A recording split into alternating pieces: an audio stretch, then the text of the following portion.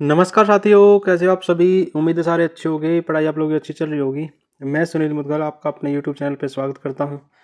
जैसे कि आपको पता है, विनय शर्मा सर ने मेंस के लिए डेली प्रैक्टिस सेट स्टार्ट कर रखे हैं, तो हम आज उसका सोल्यूशन करने वाले हैं। यदि इसकी पीडीएफ चाहिए तो पीडीएफ मिलेगा आपको सुनील मैथ्स वाला टेलीग्राम पे। पहले सवाल में कहा कि यदि निम्नलिखित समीकरणों की प्रणाली में चरों का मान 3 क्रमागत कंजिक्यूटिव नंबर दे रखे हैं। कंजिक्यूटिव कैसे होते हैं, जैसे मैंने मान लो, पहले मान लेते हैं हम p मान लें, तो दूसरा क्या होगा p+1 होगा, अगला p+2 होगा। ऐसे नंबर बनेंगे। और इसने सभी में a का मान पूछा है। यदि मैं पहले नंबर को मैं ऐसे मान लेता हूँ, यदि x को मैं p+2 मान लूँ, y को मैं p+1 मान लूँ, z को इजिकल टू p मान लूँ, ठीक है। तो पहली इक्वेशन क्या बनेगी, तो इसको कहेंगे p+2 माइनस में p+1 प्लस में p इजिकल टू 2a। तो यहाँ से इक्वेशन क्या बनेगी, p प्लस में 2 माइनस में p-1 plus p is equal to 2a। तो p से तो p कटने वाला है, तो यहाँ से p की वैल्यू कितनी मिलेगी, 2a-1। ये हमारी पहली इक्वेशन बन जाएगी, ठीक है ना। a की वैल्यू निकाल ली। यदि दूसरी इक्वेशन में पुट करना चाहूँ इसी की वैल्यू, तो इसको कहेंगे p+2 प्लस में 4p+1 माइनस में 2p इजिकल टू 12-3। तो इसको मैं लिख सकता हूँ p प्लस में 2 प्लस में 4p प्लस में 4 माइनस 2p, जो कि इक्वल होगा 12-3a। इसको मैं लिख सकता हूँ p प्लस 4p माइनस 2, तो 3p प्लस में 6 इजिकल टू 12-3a, ठीक है।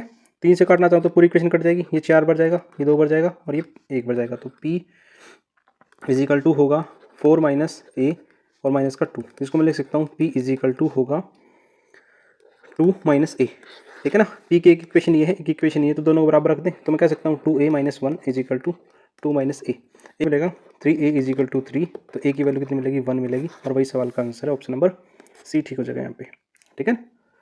उम्मीद आपको समझ में आया होगा। चलो क्वेश्चन नंबर 2 की तरफ चलते हैं। क्वेश्चन नंबर 2, क्वेश्चन नंबर 2 में कहा है कि 2 बिस्किट प्लस 1 चॉकलेट की कीमत 69 रुपये है। तो इसको मैं कह सकता हूँ 2 बिस्किट प्लस 1 चॉकलेट जो कि कितने 69 के। यदि मैं इसको कहना चाहूँ 2 चॉकलेट प्लस 1 कप जो कि 127 का है, ठीक है। जबकि मैं कहना चाहूँ 3 बिस्किट प्लस 4 चॉकलेट प्लस में 2 कप 229 रुपये के हैं, ठीक है ना। तो 5 बिस्किट 5 चॉकलेट और 5 कप बताने हैं। चलो मैं क्या करता हूँ, यदि इस पहली इक्वेशन को यदि मैं 2 से मल्टीप्लाई कर दूँ तो रिजल्ट क्या बचेगा, 4 बिस्किट प्लस में 2 चॉकलेट इजिकल टू 9 दूनी 18, 12 और 1 13, ठीक है। और यदि मैं ये वाली इक्वेशन घटा, यहाँ 3 कप हैं, तो इसको लिखेंगे 2 चॉकलेट प्लस 3 कप जो कि 127 का है। यदि मैं इसमें से इस इक्वेशन पहली इक्वेशन में से दूसरी को घटा दूँ तो कट जाएगा। तो 4 बिस्किट माइनस 3 कप जो कि इक्वल होगा 11 के, ठीक है। आप कहोगे जी ठीक है। यदि मैं इसकी बात करूं, हमें निकालना है बिस्किट, ठीक है। यदि मैं इस पहली ही इक्वेशन को 4 से मल्टीप्लाई कर देता तो हमारे पास क्या डाटा बनता। और यदि मैं ये थर्ड वाली इक्वेशन को माइनस करता, मैंने कहा अभी फर्स्ट एंड थर्ड इक्वेशन की मैं बात करता, तो 3 बिस्किट प्लस 4 चॉकलेट प्लस में 2 कप जो कि कितने के 229 के, ठीक है। यदि मैं इन दोनों का कंपैरिजन करता तो 4 चॉकलेट से 4 चॉकलेट कट जाता, तो मेरे पास नया डाटा बनता। यदि बिस्किट की बात करता था, बिस्किट होते हैं हमारे पास यहाँ 8 होगा, तो ये हो जाएगा 5 बिस्किट माइनस में 2 कप जो कि इक्वल होंगे, यदि 76 में से 29 को माइनस करूँ तो ये मिलेगा 47, ठीक है। और फिर मैं इस इक्वेशन का और इस इक्वेशन का रिलेशन बना तो इसको कह सकता हूँ जी 5 बिस्किट 2 कप जो कि इक्वल होगा हमारे 47 के। तो इनका रिलेशन बना लेते हैं। यदि मैं पहली वाली इक्वेशन को 2 से और दूसरी वाली इक्वेशन को 3 से मल्टीप्लाई कर दूं तो नया डाटा हमारे पास बनेगा। तो कप से कप तो कट ही जाएगा, तो 8 बिस्किट और माइनस में होगा 15 बिस्किट जो कि इक्वल होगा 22 माइनस 141। तो 7 बिस्किट माइनस के जो कि इक्वल होगा 119 के। माइनस से माइनस कटेगा, 7 से कितनी बार कटेगा 17 बार। तो बिस्किट की वैल्यू कितनी आ जाएगी 17। तो एक बिस्किट की वैल्यू 17 आ जाएगी। अब इसको किसी भी इक्वेशन में पुट कर देते हैं। तो यदि मैं पहले ही इक्वेशन में पुट करना चाहूँ, चॉकलेट मिल 2 × 17, एक चॉकलेट जो कि 69 रुपये की है, तो यहाँ से एक चॉकलेट की वैल्यू कितनी आ जाएगी, 69 - 34, ये आ जाएगा 35। मतलब कि एक चॉकलेट 35 की, एक बिस्कुट 17 का है। ठीक है। और तीसरे वाले की वैल्यू निकालनी हो तो मैं इस वाली इक्वेशन में पुट कर देता हूँ। तो 2 × 35 प्लस में 3 गुना कप कॉफ़ी जो कि इक्वल होगा 127 के। तो 3 कप इजिकल टू 127 - 70, तो ये बनेगा 57, 57 3 से कटेगा तो ये कितने का आ जाएगा, 19 का। मतलब एक वैल्यू 19 आ गई, एक वैल्यू 17 आ गई, एक वैल्यू 5 आ गई। तो मैंने कहा अभी 5 × 17, 5 × 35, ठीक है, प्लस में 5 × 19, तो 85 प्लस में 175 प्लस में 95, तो 15 1 25 और 9 34 और 1 35, तो 355 रुपये का टोटल सामान रहा होगा और ऑप्शन नंबर हमारा हो जाएगा डी। ठीक है। क्वेश्चन थोड़ा सा लेंथी था, तो उम्मीद आपको समझ में आया होगा। क्वेश्चन नंबर 3 की तरफ चलते हैं।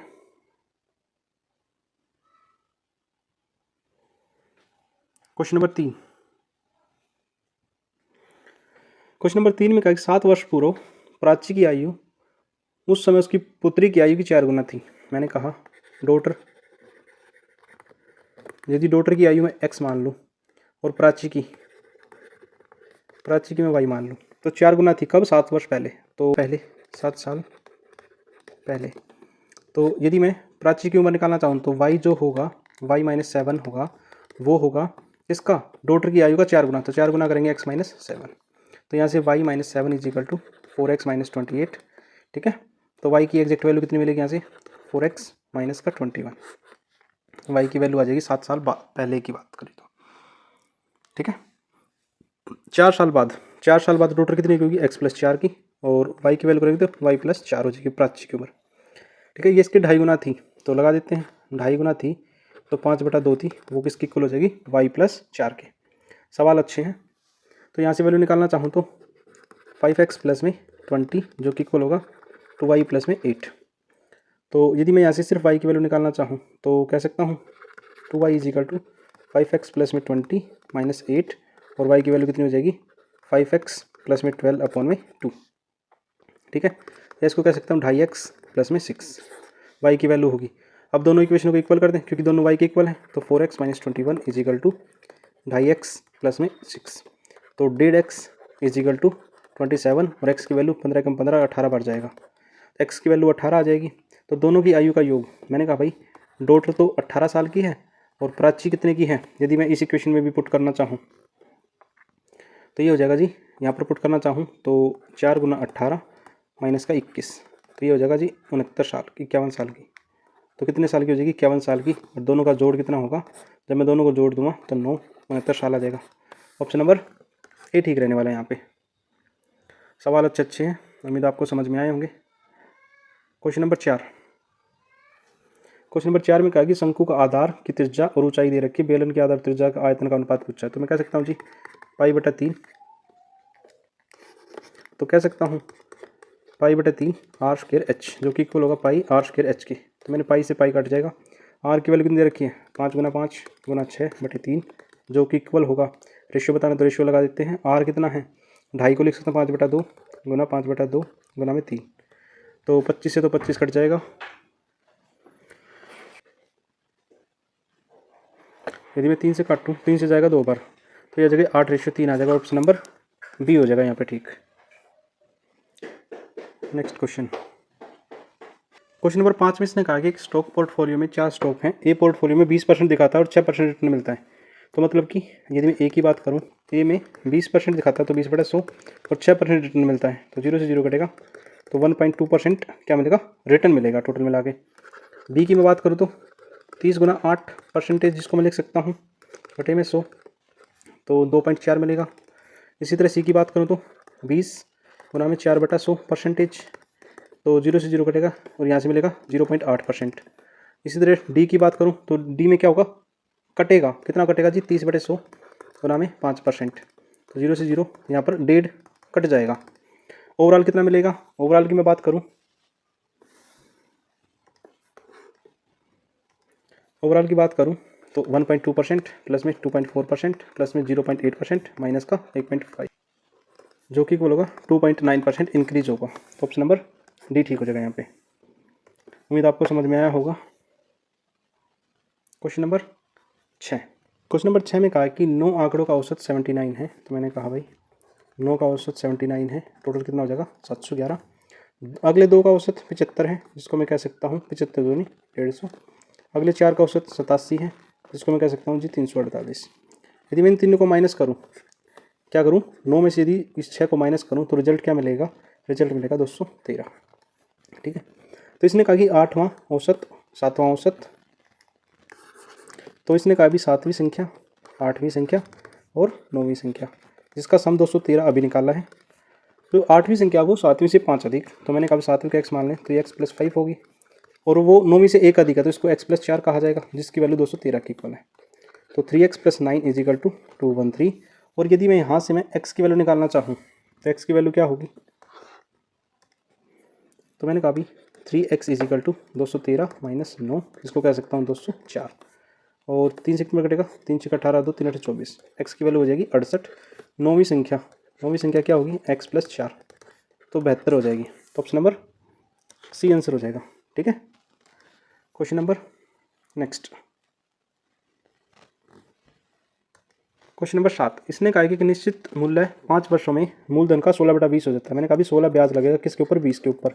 5 सालों में मुझे रेट निकालना है, तो 20 पंजे 100, 100 से 100 कट जाएगा, तो रेट कितना आ जाएगा जी 16% आ जाएगा, और वही हमारे सवाल का आंसर ऑप्शन नंबर ए।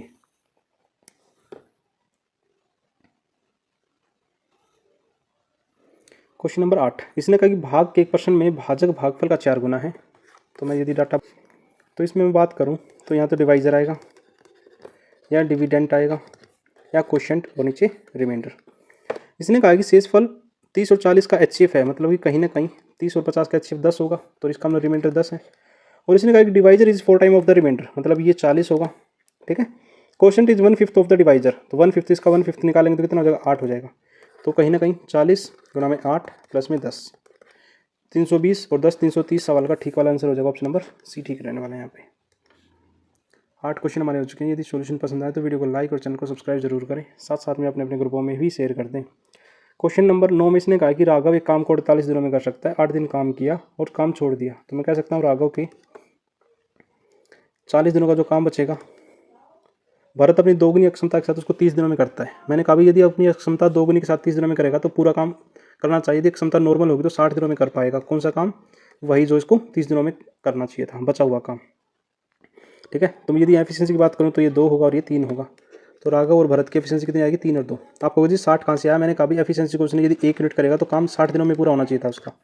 जब ये 2 गुना है तो 30 दिन, मतलब कि मैंने टोटल वर्क निकाल लिया। यदि अगर राघव और भरत अपनी क्षमता को 3 गुना कर ले, मैंने कहा भाई राघव और भरत एफिशिएंसी 3 और 2 है।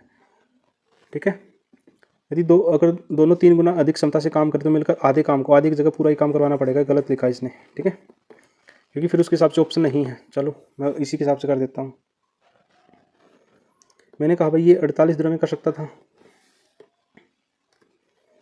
राघव अकेला 48 दिन में करता, तो टोटल काम कितना था 144 यूनिट था। मैंने कहा 144 यूनिट को यदि दोनों अपनी क्षमता का, मैंने कहा 5 गुना 3 कहा जा सकता है आपको जी। ठीक है, 3 से काटेंगे तो 48 बार, तो 48/5, 48/5, और इसका आधा काम करना है तो 1/2, 2 से कितना कटेगा 4 बार, 2 से कटेगा 24 बार, 24/5, जिसको मैं लिख सकता हूँ 5 चौक 20 और 4/5 दिनों में करेगा। और ऐसा ऑप्शन दे नहीं रखा इसलिए ई बनाना पड़ेगा, 4 से 4/5 दिन। ठीक है, यदि टोटल निकलवा लेते तो 9 से ही 3/5 आता, यदि टोटल काम पूछता तो, लेकिन टोटल इसने पूछा नहीं है। आज की क्लास का लास्ट क्वेश्चन। यदि सॉल्यूशन पसंद आए तो वीडियो को लाइक और अपने अपने ग्रुपों में शेयर भी जरूर करें। तो मैं इसको कह सकता हूँ 79 को यदि मैं 78 बार कॉमन ले लूँ तो अंदर क्या बचेगा, मैंने कहा अभी 1 + 79 + 2 + 79, ऐसे ऐसे ऐसे 77/79 प्लस में 78/79। यदि मैं इसकी मल्टीप्लाई की बात करूँ तो इसका मल्टीप्लाई होने वाला है, तो ये हो जाएगा 6162 प्लस में। यदि मैं इसकी बात करूँ तो इसमें फॉर्मूला लगा देंगे n+1। ठीक है ना, नीचे तो 79 कॉमन ही आएगा, ऊपर सभी का जोड़ करूँगा तो कितना होगा 78 मल्टीप्लाई, और यहाँ नीचे 2 आएगा, 78 × 79 और डिवाइड बाई 2। क्योंकि किसी भी नंबर नेचुरल नंबर का सम करना हो तो फॉर्मूला लगा देते हैं हम। तो 79 से 79 कटेगा, 2 से कितनी बार कटेगा, 39 बार। तो 6162 प्लस 39 जो कि हो जाएगा 6201। और ऑप्शन नंबर डी रहने वाला है यहाँ पे। यदि आपने यहाँ तक वीडियो देखी है तो सभी का थैंक यू। मिलते हैं नेक्स्ट टेस्ट में।